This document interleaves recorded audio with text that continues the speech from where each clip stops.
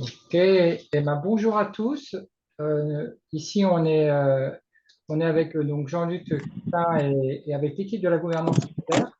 Et on va vous présenter donc la nouvelle version de la démarche de la gouvernance cellulaire. Et donc, Jean-Luc va vous présenter des nouveautés. Et ça va durer entre 20 et 30 minutes. Et puis après, il y aura des temps de questions-réponses. Donc, n'hésitez pas, pour ceux qui veulent, de poser des questions dans le chat. On y répondra peut-être dans la deuxième période après que Jean-Luc.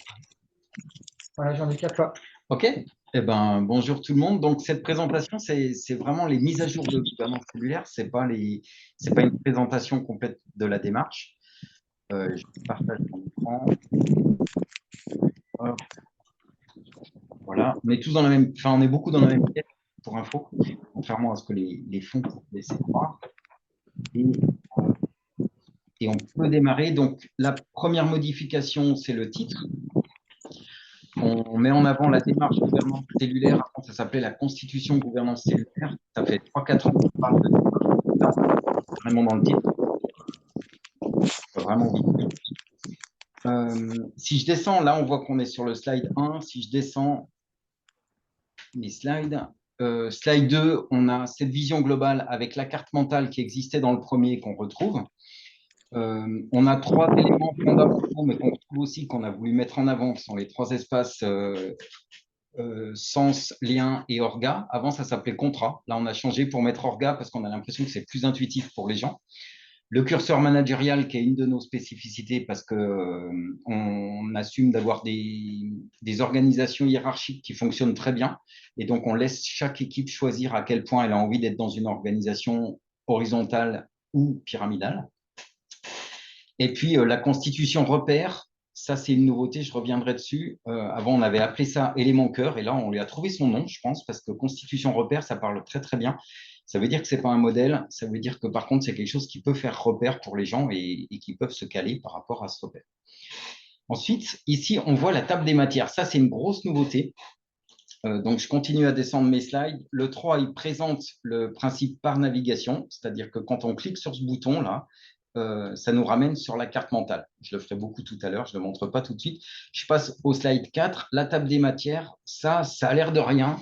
C'est très, très classique, très banal, mais alors on y a passé un temps fou parce qu'il a fallu changer complètement la logique du document pour arriver à une logique institutionnelle avec une intro, les principes fondamentaux sur lesquels on se base, la constitution repère, donc avant ça s'appelait élément cœur, qui est là une constitution un peu clé en main qui peut être prise, qui pourrait être copié-collé en théorie, mais pas en pratique parce qu'on ne croit pas trop au modèle copier-coller, des options, des éléments optionnels, des méthodes, des outils, la bibliographie, le glossaire, les licences qu'on avait déjà avant.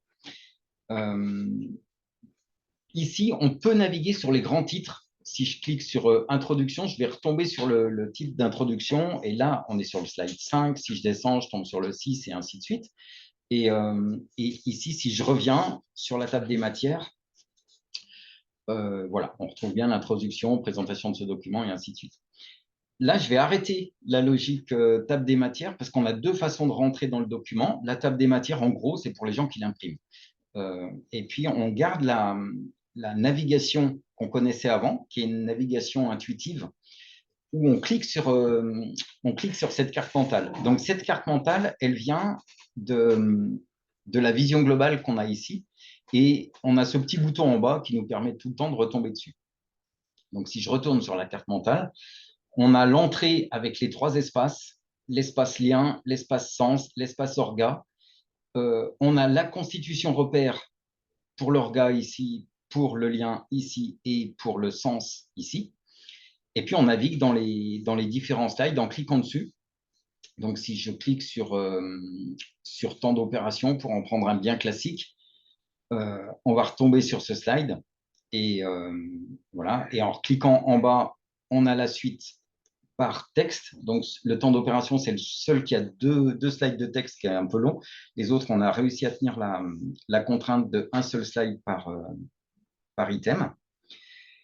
Et donc, quand on reclique en bas, on retombe sur cette carte. Et vraiment, la façon de naviguer, c'est de regarder ici qu'est-ce que À quel endroit est-ce que j'ai quelque chose à apporter? En gros, moi, la façon dont je m'en sers, c'est que j'explique, c'est très très simple, là, le lien sens et orga à une équipe, et je leur demande, à votre avis, à quel endroit est-ce qu'on a le plus à gagner?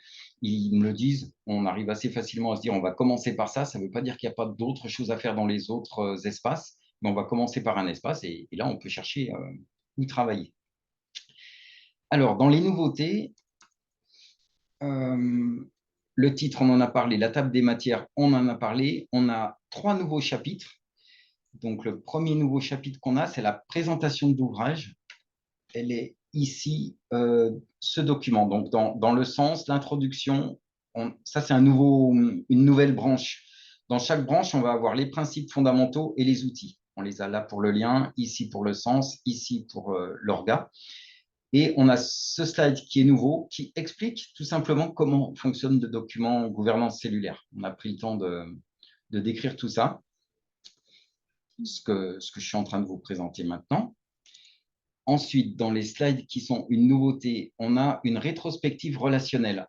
Donc, avant la rétrospective, il y avait la rétrospective et orientation prioritaire, donc la rétrospective opérationnelle. Et puis, il y avait la rétrospective relationnelle, c'était tout mélangé. Et ça faisait quelque chose qui était difficile à animer. Donc, on en a fait 2 slides. Et donc, on a un slide qui fait son entrée, qui est un slide de rétrospective relationnelle, qui est un temps pour prendre soin de la relation, renforcer la coopération, se dire comment c'est de coopérer avec toi, qu'est-ce qui est agréable, qu'est-ce qui me crée du difficile et qu'est-ce qui ferait que ça serait plus facile.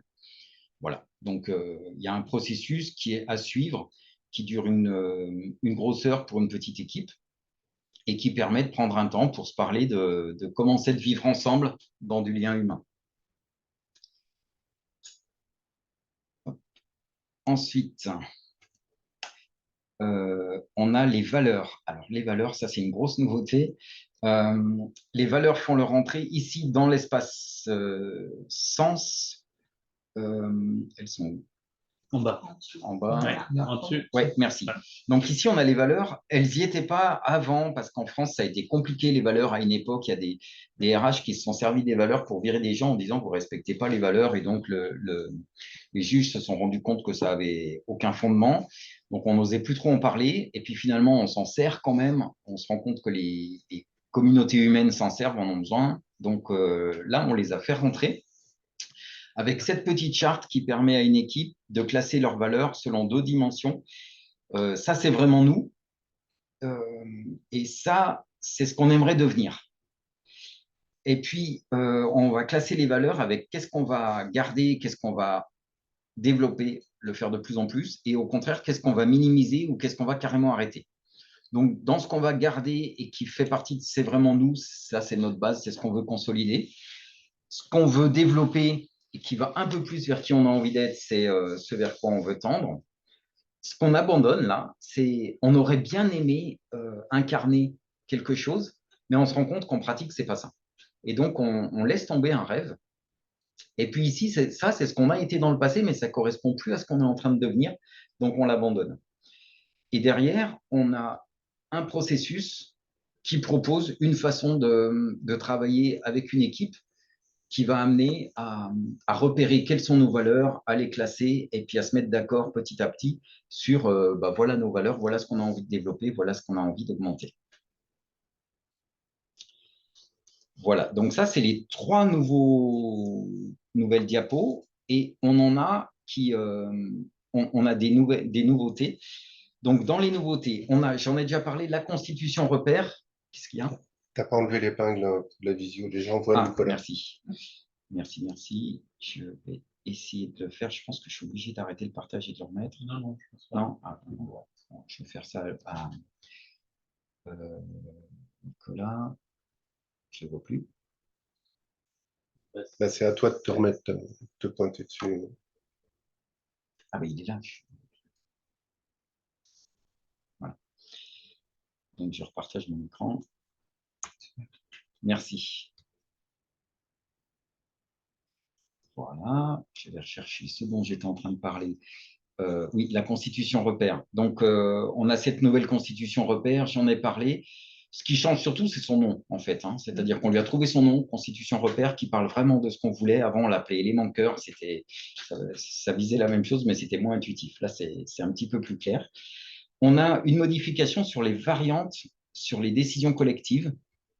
Ici, avec deux choses qui apparaissent. C'est le vote au carton, qui est une nouveauté. Ça, c'est dans les grandes assemblées. Vous leur donnez un post-it vert, un post-it jaune, un post-it rouge. Et ça permet aux gens de voter, même en étant une quarantaine, de façon très, très simple. On repère les jaunes, ils ont quelque chose à exprimer avant d'être d'accord. Mais une fois qu'ils l'ont exprimé, c'est fini. Ils sont d'accord. Et les rouges, par contre, ils ont un blocage, une objection. Et donc, ils l'expriment, on la travaille comme normalement. Ça, c'est une nouvelle proposition. C'est tout sur ce slide. Ensuite, dans les nouveautés, la raison d'être de la gouvernance cellulaire. Ah oui, alors ça, on l'a sacrément simplifié. Avant, elle faisait 2 slides, celle-ci aussi. La raison d'être de la gouvernance cellulaire, elle est... Merci, elle est là. Et en fait, contribution au monde, contribution pour nos contributeurs, contribution pour nos investisseurs. Donc, on est dans une association, dans un organisme d'humains, dans une entreprise, n'importe quoi. Qu'est-ce qu'on a envie d'apporter au monde? C'est une question à se poser. Qu'est-ce qu'on a envie de s'apporter à nous?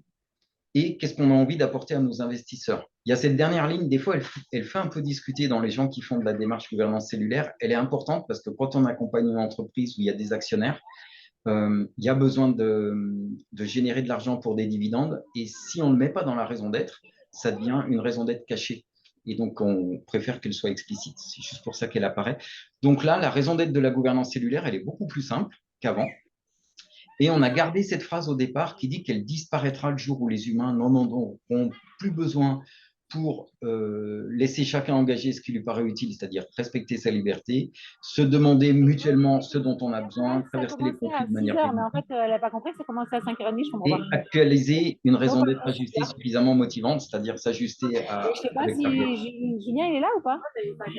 Et Julien, il m'a demandé, je lui ai dit 5h30. Et... Alors...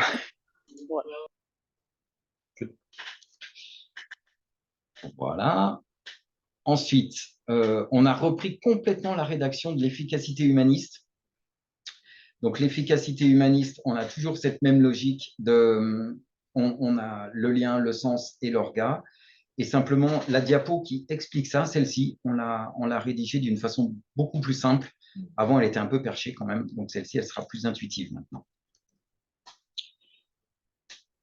Ensuite, on a repris de la même manière. Juste, je vous les montre sans rentrer vraiment dans le détail, mais celle-ci, elle était quasiment intégralement, elles deviennent roses, nous, quand on est dans les versions de travail, les diapos, celle-ci était quasiment intégralement rose. Elle présente toujours la même chose, hein. C'est qu'on a besoin à la fois de souveraineté, c'est-à-dire je prends des décisions par moi-même pour avancer mes rôles et mon collectif a besoin de ça, sinon on est tous coincés. Et puis on a besoin de lien, de prendre le temps d'être en lien, de vérifier comment est-ce que les choses sont vécues par les uns par les autres, et qu'en fait, ce qu'on cherche, c'est un équilibre entre les deux. Donc les 3 titres sont restés les mêmes, par contre, on a vraiment expliqué finement ce qui se passait.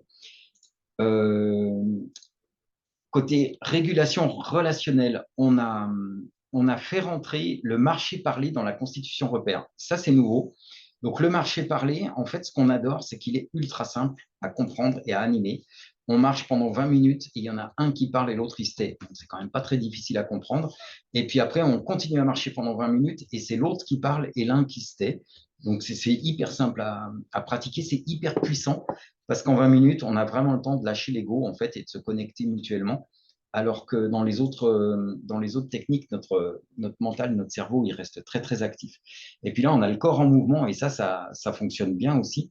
Donc, le marché parlé, il peut se faire dans un bureau sans marcher, il peut même se faire par Zoom, mais c'est quand même plus puissant quand on est côte à côte et qu'on marche, parce qu'en plus, côte à côte et qu'on marche, on ne se surveille pas mutuellement pour regarder comment l'autre est en train de réagir. Voilà. Donc, il y a une connexion qui est plus facile et qui fonctionne mieux.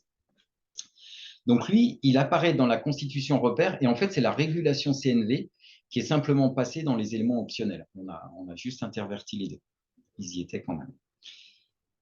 Ensuite, on a repris complètement le processus rétrospective et j'en suis hyper content. C'est-à-dire que là, il marche bien. Je l'ai expérimenté ce week-end avec une population d'un peu plus de 40 personnes. Ça a très, très bien marché. Donc, célébration personnelle et collective. On est orienté sur le passé. On regarde, on se connecte tout d'abord à la raison d'être. Et puis après, on regarde qu'est-ce qui s'est passé, les faits, qu'est-ce qui m'a plu, les satisfactions, les inconforts, ce qui m'a déplu ou ce qui a été difficile à vivre. Et puis les gratitudes, euh, à quel membre ou à quel cercle, à quelle cellule j'ai des gratitudes à exprimer. Et ensuite, la façon de le faire en collectif, dans un grand groupe, c'est qu'on fait des sous-groupes et ils écrivent des post-it de manière hyper lisible. C'est-à-dire que c'est des post-it qui auront vocation à être lus, mais pas à être racontés. Et ces post-it, ils vont les poser sur 4 paperboards et on fait déambuler les gens en silence devant les 4 paperboards. Donc, c'est un moment assez intense où les gens lisent les post-it, où chacun a écrit des faits, des satisfactions, des inconforts, des gratitudes. Et ça connecte vraiment tout le monde si on fait ça sur l'année passée, ça connecte vraiment tout le monde à comment chacun a vécu l'année qui s'est passée. Et ça crée une atmosphère très, très en présence de ce qui vient de se passer. Et après, quand on se projette sur le futur, la collecte d'idées, elle se fait en fishbowl. Donc, j'ai mis aquarium, là, j'espère que ça fonctionne, le processus aquarium à la place de fishbowl. Donc, l'idée, c'est qu'on met 3 chaises au centre, 40 personnes autour qui écoutent, un micro. Il y a 2 personnes qui viennent s'asseoir et qui discutent de ce qu'il faudrait faire, tous les autres écoutent. Et quand une personne a envie de venir participer à la conversation, d'apporter une nouvelle idée, elle vient s'asseoir sur la 3e chaise. Et à ce moment-là, il va falloir qu'il y ait une des 2 premières qui s'en aille et qui libère sa place. Et donc, ça fait un processus tournant qui fait que tout le monde peut venir au centre parler, qui est qu'il n'y a pas de débat, il n'y a pas de discussion, on est juste là à écouter le centre, à écouter les bonnes idées. Et ce qu'on propose, c'est qu'il y ait un groupe de 2-3 personnes qui ne participent pas à l'expression et simplement qui est là pour synthétiser 3 à 6 objectifs prioritaires et une ligne de comportement. Donc, eux, ils écoutent ça. S'il y a un rôle lead, le rôle lead fait partie de ce groupe-là. S'il n'y a pas de rôle lead, il n'en fait pas partie. Alors, je dis, ils ne participent pas à la conversation, ils peuvent y aller, mais ce n'est vraiment pas leur rôle premier. Leur rôle premier, c'est de synthétiser une proposition. Et après, on passe en mode décision collective sur la base de leur proposition. Voilà. Donc ça fonctionne très, très bien. Et avec une assemblée de 40 personnes, on fait le vote avec un vote au carton pour le moment de la décision collective. Donc, ce processus, on l'a beaucoup, beaucoup travaillé depuis 3-4 ans. Et là, je pense qu'en ayant coupé la rétrospective relationnelle d'un côté, la rétrospective et les orientations prioritaires de l'autre, on arrive à quelque chose qui est très viable, en fait, qui fonctionne bien en pratique. Ensuite, le rôle facilitation, on l'a repris. Il est ici le rôle facilitation. Dans la Constitution repère, on a les 4 rôles, de la Constitution repère, 4 rôles statutaires. Donc, on l'a repris pour insister sur l'aspect pédagogique. C'est-à-dire qu'il doit essayer de fonctionner avec douceur, avec pédagogie, et il a une redevabilité qui est d'augmenter l'aisance des participants dans les processus. C'est-à-dire que les gens se sentent de plus en plus à l'aise pour utiliser les processus qu'on fait, parce qu'il y a quand même un gros inconfort avec nos processus, c'est qu'ils ne sont pas faciles à apprendre au début. Il y a des habitudes à prendre qui sont difficiles. Mais donc, on challenge le rôle facilitation. En tout cas, on lui dit que ça fait partie de son rôle de développer l'aisance des participants, donc de faire preuve de pédagogie. Alors ensuite, le rôle protection, on l'a complètement réécrit pour qu'il soit plus facile à utiliser. Le rôle protection, il est dans les rôles ici. Merci. Bon, il n'y a pas grand-chose à dire là-dessus. Simplement qu'on l'a réécrit pour qu'il suffise de le suivre. C'est-à-dire qu'une équipe qui a choisi d'avoir un rôle protection et qui a fait une élection sans candidat pour que le rôle protection soit affecté à quelqu'un, le quelqu'un en question, s'il suit ça, il sait ce qu'il a à faire et il voit comment il peut s'en sortir pour faire avancer les situations où des gens se retrouvent en difficulté parce qu'on est des humains et des fois on se met en difficulté mutuellement. Hop, hop. Ensuite, le rôle prendre soin. Alors, on l'a beaucoup enrichi. Par contre, on l'a éjecté de la Constitution repère. Le rôle prendre soin, ici, avant, il était dans la Constitution repère. Dans la dernière version, la version de 2022, on l'avait mis dans la Constitution repère parce qu'on trouvait qu'une équipe qui fonctionnait en gouvernance cellulaire et qui n'avait pas un rôle prendre soin, il y avait quelque chose qui n'allait pas. Et en fait, on s'est rendu compte qu'en pratique, les équipes le font très très peu, voire pas. Donc c'était un peu mensonger. Il y a un principe de réalité qui fait qu'on colle à la réalité et qu'on le met en optionnel. Et par contre, on l'a aussi repris pour rajouter l'écoute de soi, être attentif à ce que cela nous fait vivre et fixer ses limites, donc être un peu plus au contact des émotions du corps. La plénitude, être présent à ses sensations, ses émotions, ses pensées, observer ce que ça change, créer les conditions pour que ça soit possible pour tous et toutes d'être présent à ses sensations, émotions et pensées. Et puis la gratitude, exprimer de la gratitude en précisant ce qui a été fait, l'impact sur nous. Voilà. Donc on l'a enrichi un petit peu avec des notions un peu plus humaines, le rôle prendre soin, et puis on l'a mis dans les éléments optionnels. Alors, ensuite, on a repris complètement le contrat de liberté d'agir et on lui a trouvé son titre. J'aime beaucoup ce titre, contrat de liberté d'agir, qui doit être quelque part par là. Voilà. Le contrat de liberté d'agir, ça dit qu'à partir du moment où on s'est mis d'accord à faire des cellules, donc des cellules ou des cercles, à leur donner une raison d'être, des attendus, eh ben, on leur fout la paix, on leur laisse faire les choses à leur manière. C'est un devoir de non-ingérence, en fait. Donc, on respecte leur souveraineté, leur responsabilité. Et là, c'est tourné d'une manière très positive, qui fait que simplement, on s'engage à respecter le principe de souveraineté et de responsabilité. Voilà, donc on l'a tourné. Et comme tous les autres slides d'ailleurs qui ont été repris, on les reprend avec des équipes qu'on accompagne et on se rend compte que les équipes bloquent sur certains mots, donc on utilise des mots qui vont mieux fonctionner et qui vont mieux fonctionner pour beaucoup.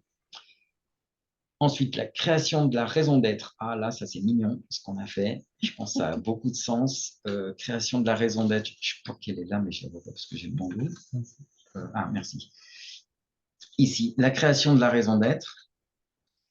On rajoute ce couplet-là, l'élégance, qu'on a copié chez un client, qui consiste à s'engager auprès des jeunes générations avec un petit feu, le feu des enfants, qui représente les enfants, et puis les enfants des enfants, et les enfants des enfants des enfants sur cette génération, et qui nous demande c'est quoi votre engagement par rapport aux générations futures. Et on a trouvé que mettre cette pratique-là comme une proposition au moment de travailler sur la raison d'être, eh ben, ça avait beaucoup de sens. En pratique, donc, c'est une coutume qui vient des Indiens Lakota qui se posent cette question chaque fois qu'ils ont une décision forte à prendre. Voilà. Donc, on a rajouté ça là et ça permet de prendre des décisions vraiment chargées en termes de raison d'être, avec bien en connexion avec l'époque actuelle. Et on a glissé un peu partout des améliorations qui permettent de rendre le document le plus utile et le plus accessible possible. Voilà, voilà. Nicolas, je vous rends la parole. Merci, Jean-Luc. Du coup, il y a des temps d'échange pour ceux qui ont des questions. Voilà, vous pouvez mettre dans le chat ou prendre directement la parole. Et moi, la première question que j'ai, c'est pourquoi on dit plus constitution? On dit avant le document, il s'appelait la Constitution. Et pourquoi on a changé le titre? Oui.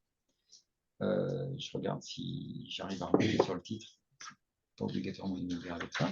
Mais en fait, il y avait déjà une diapo qui s'appelait la démarche gouvernance cellulaire, qui est ici, qu'on a depuis 4 ans, je crois.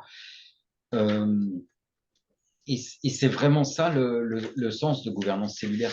Ça n'a jamais été de fournir un modèle à copier. C'est pour ça qu'on l'avait appelé démarche, enfin qu'on avait nommé ça une démarche et pas un modèle.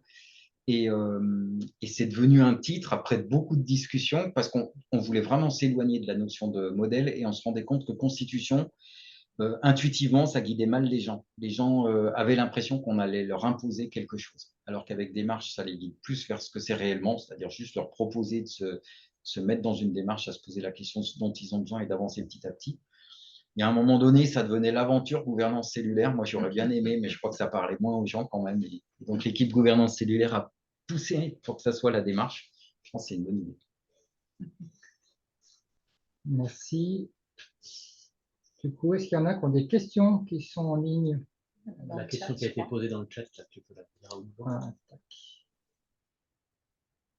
Est-ce que le document est en ligne? Oui, alors le document est en ligne sur gouvernancecellulaire.org, là, ce qu'on a au milieu du bandeau de pied. Et vous pouvez télécharger la Constitution et elle est à jour en PDF. Et le système pour cliquer, là, que je vous montre, pour info, il fonctionne bien en téléchargeant le document. Il ne fonctionne pas toujours bien si on le regarde dans le navigateur. Je ne sais pas pourquoi. Le web PDF fonctionne moins bien pour les liens que quand on le télécharge. Ok. Olivier, une question? Oui, qu'est-ce qui différencie le rôle enfin, je voudrais bien revoir le périmètre entre le rôle protection et le rôle prendre soin. Ah oui. Ils m'ont l'air assez proches l'un de l'autre. Du coup, un petit besoin de clarification. Ok. Alors, je vais commencer par le rôle prendre soin. Le rôle prendre soin, lui, il s'occupe vraiment des personnes. Donc, il prend soin des personnes, soit dans leur rôle. Et là, on voit, il utilise une posture basse, non contrôlante. Il entretient de la confiance. Il considère les collègues capables de trouver leur propre solution. Il renvoie du feedback, il soutient, voire il encourage pour faire son rôle, pour réaliser son rôle. On a prendre soin des personnes en tant qu'humain, donc pas dans le rôle, mais en tant qu'humain. Donc veiller à la santé apparente des collègues. S'il y en a un qui ne va pas bien, on lui propose un café pour discuter. On tient compte des situations personnelles. L'écoute de soi, la plénitude, la gratitude dont j'ai parlé tout à l'heure, tout ça, c'est pour prendre soin des personnes. Et maintenant, si je passe sur le rôle protection, c'est un peu le rôle du DRH en entreprise. Le rôle protection, c'est celui vers qui on va se tourner quand il y a une situation qui déstabilise le collectif et qu'il y a des personnes impliquées qui ont un comportement qui vient déstabiliser les autres ou qui viennent déstabiliser les processus parce qu'ils ne les respectent pas ou qui viennent déstabiliser le projet parce que, pareil, ils ne le respectent pas. Et donc, là, c'est plutôt quelqu'un qui a pour vocation de venir remettre du cadre.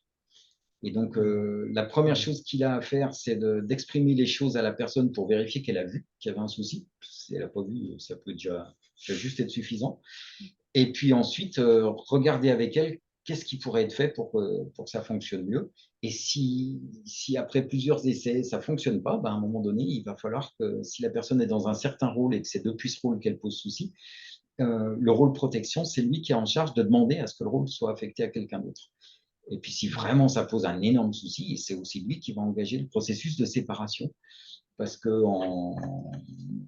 notre posture, c'est que des fois, il y a des tensions humaines on n'est pas compétent pour les résoudre. Et donc, on accepte d'être à nos limites humaines et qu'à un moment donné, le mieux, c'est de se séparer pour pas se déchirer. Est-ce que ça répond? Parfaitement. Merci. Merci.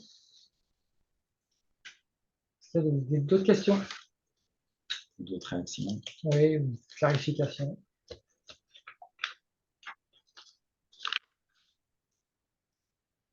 Pour ceux qui sont en visio.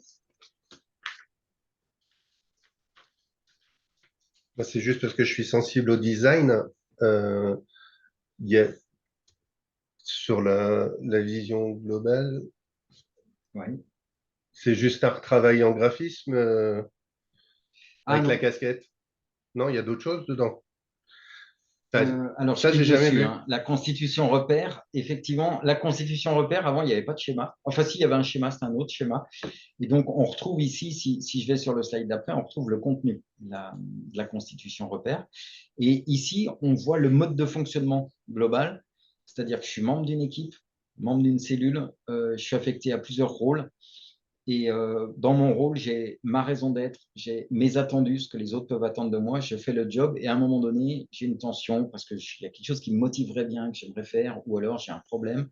Et là, j'ai la réunion d'opération, le temps d'opération qui me permet de m'adresser à un autre rôle, à qui, pour lui demander quelque chose. De quel rôle je parle, qu'est-ce que je demande, à qui, et hop, on enregistre une action dans notre plan d'action. Et puis, on a les temps de réorganisation dans l'espace orga, on a les temps de lien avec le marché parlé, la CNV dans l'espace lien, et puis dans le sens, on va avoir les temps de palabre, les temps de positionnement éthique. Voilà. C'est un nouveau schéma un peu plus clair. J'en profite là parce qu'en en parlant, il y a quelque chose que je n'ai pas montré, mais que je trouve beaucoup plus clair qu'avant. C'est sur le temps d'opération. J'ai raté. Je vais chercher ici. Tac, sur le temps d'opération ici. C'est ce qui est au centre de la bulle grise, qui est réduit, en fait, qui faisait à peu près 2 fois plus de mots, et qui là est très très clair pour les gens. On est là pour créer un plan d'action pour réduire des tensions. Donc on ressort de ce temps, on a créé, on s'est mis d'accord sur un certain nombre d'actions qui permettront de réduire des tensions. Je suis assez content de ce but qui est ultra simple et qui sort au bout de 6 ans. Merci.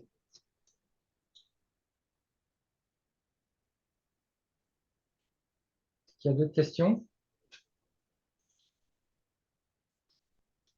Moi, j'avais un questionnement où j'étais pas attirée par le mot exigence de solidarité.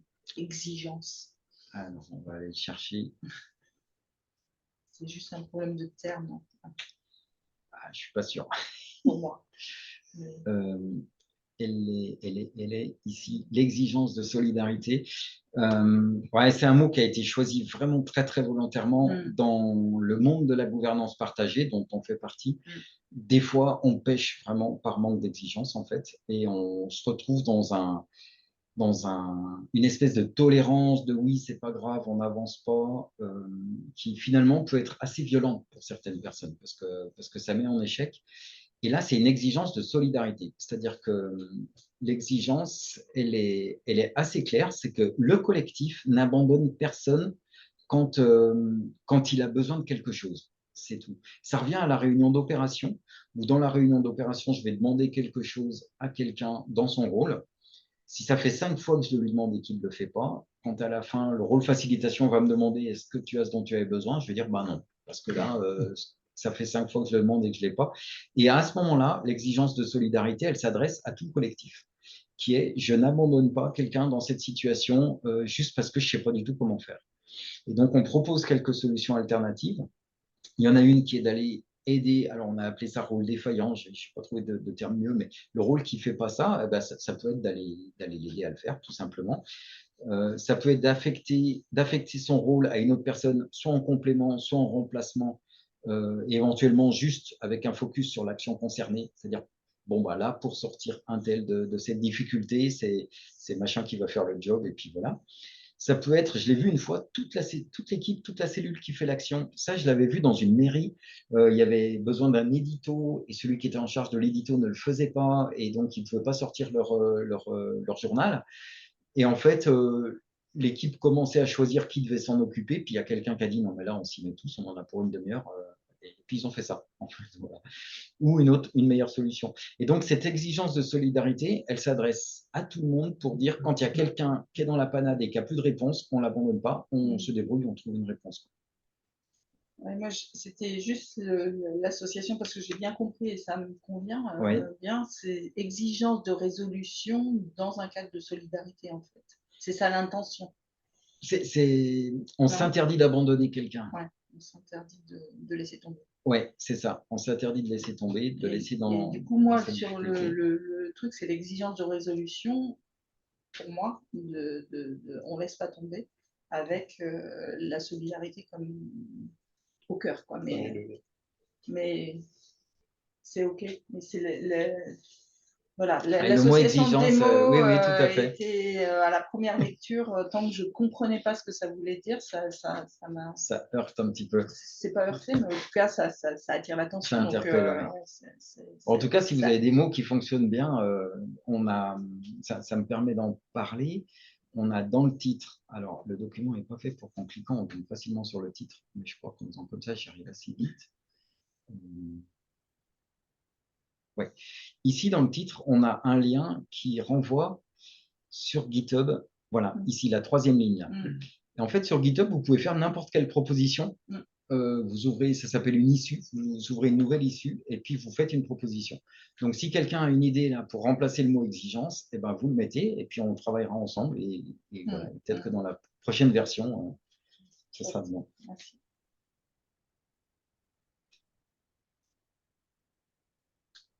Il y a d'autres questions?